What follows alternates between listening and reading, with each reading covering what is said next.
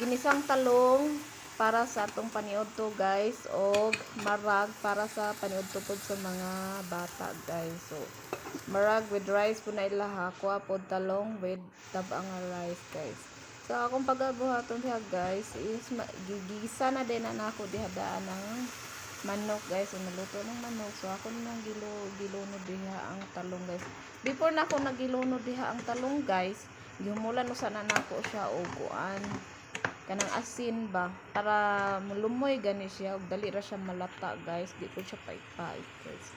So mara na guys, pero kahibalo ko nga kahibalo na mo ana mo luto guys. So ako alam ko nang i-share kung unsa nga akong pag kanang paagi sa pagluto sa talong.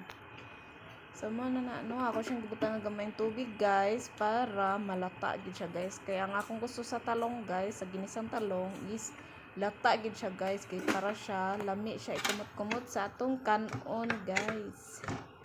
So ana mo nagbutangan na nako siya Makati soy sauce, so ibak Makati baka naman og black pepper guys. So samtang naghulat ta sa ato ang talong maluto guys, so mga pius ta guys no, kay grabe di na gid matabang ang kagutom guys, nagapangurong na gid ang atong kaunuran diha guys sa kagutom.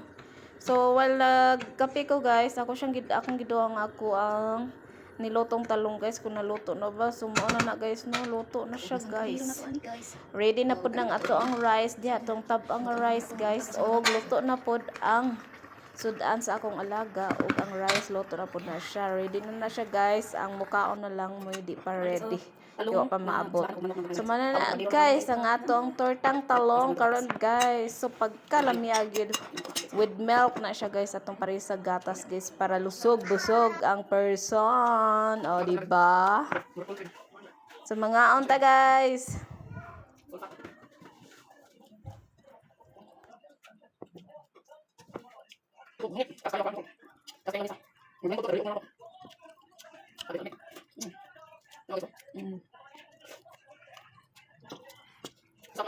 Bye-bye lang usa guys. Diri lang usa goto. Bye-bye. Thank you for watching. Thank you Lord sa grasya nga akong nadawat karon. Thank you sa pagkaon. Thank you so much.